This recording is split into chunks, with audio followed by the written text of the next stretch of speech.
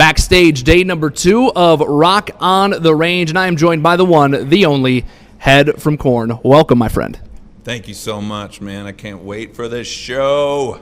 Now it's a bit of a somber weekend with the death of Chris Cornell. How did that when you got the news Friday morning? How did that affect you guys? Every Soundgarden song that I know is in my head and won't leave, and it's just I struggled with suicidal thoughts. I've struggled with depression like for years, and so it just hit me hard, and I can't shake it. Like thinking about it, and his kids, and so just I was talking to Monkey earlier, and we have to communicate, man. We have to talk to people, to family or stranger or whatever, whoever, hotline, whatever. We have to, because we all have to fight through this life, and it sucks sometimes to live. Sometimes it's not easy, but yeah, it's communication. As someone who's gone through that, I assume that it kind of hit you a lot harder maybe than it would hit other people. I think all of us in Korn, to some degree have struggled with those kind of things, and so just at least depression and yeah, it hit us hard. I never met any of the guys in Soundgarden, but the other guys in the band have, and our management is close with some people that are really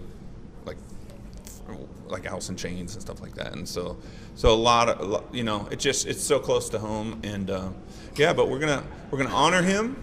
We're gonna look to the future, and we're gonna celebrate him and make some positive out of it.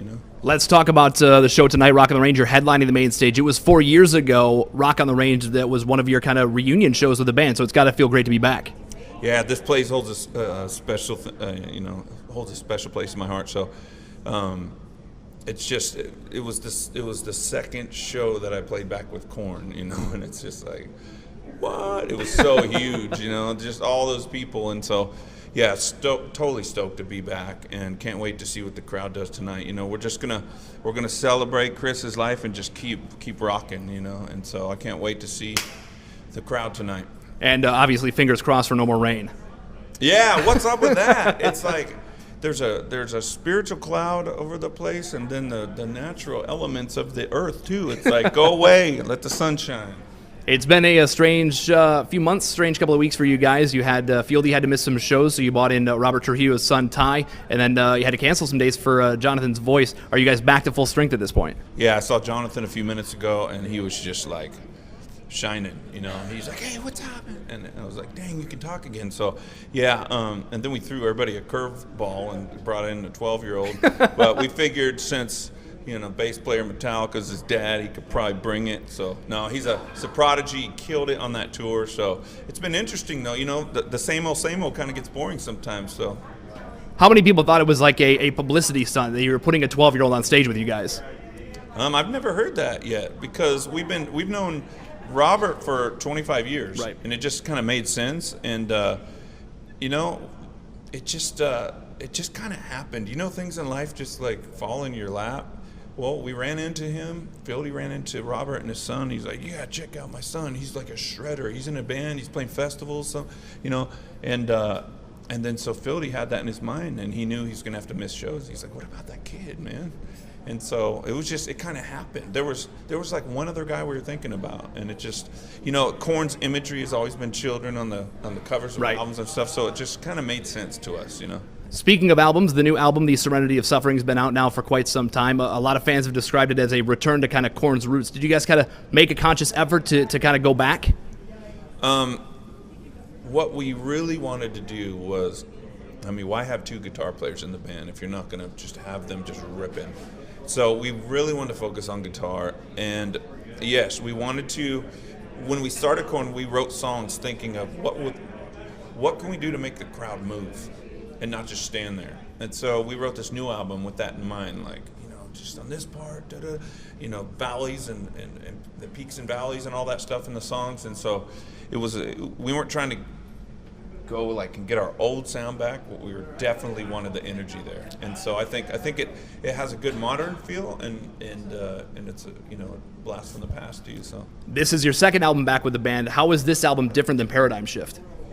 It's just we got used to each other again, and like I said, the guitars are there and where me and Monkey want them to be, and I just think it's heavier, and to me it's just it's more Korn. it's just Korn came out to do something, and we made a statement, and it feels like Korn, like what Korn was birthed to be, you know. And so, but like I said, it's got a modern feel too, so everyone's happy. After Rock on the Range, you're going out on the road again with Stone Sour. What's it like being out on tour with Corey and the guys? I mean, you guys have played shows with Stone Sour, with Slipknot in the past, and now you're going out again this summer. It's just a bromance fest, man. It's like just it's going to be such a fun tour because Corey, obviously, you know, known him for years, and just everybody respects that guy, and he's so fun. And so Stone Sour are just killing it. The new songs that are coming out are just. I texted him and said, dude, this is like the best I've heard from you guys, you know. And so really excited about that. And then we have like a kind of family values type of feel going on, you know, because we've got Yellow Wolf, Baby Metal, Skillet, Islander, like all these different types of. You're not going to get the same thing on that tour. You're going to get a variety, even if those bands aren't your favorite bands. I was telling Lou Brutus, man, it's like they're entertaining, you know. Right. It's going to be a good time, and so we can't wait. What about when that tour wraps up? What's in the plans for the rest of 2017 and going into 2018? Break, rest, stay at home, see my daughter, just take time off. We need 2018. We'll probably do some stuff that like half of the year. You know, we want to go to Australia, Japan, and do, you know, but no like major touring, and then we're gonna take a break. What about solo stuff? Is there any chance you're gonna do the solo thing again? Yeah, I got. You know, what's awesome is my producer who produced my solo stuff he's like looking for a house, so.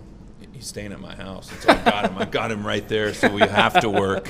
So yeah, we plan on finishing it this year. Head from Korn tonight, headlining the main stage of Rock on the Range. Thank you, man. I appreciate it. Yeah, thank you guys. We love all you, and you guys don't give up, man. Just communicate with people. You're going through stuff in life, and let's learn from Chris Cornell's passing.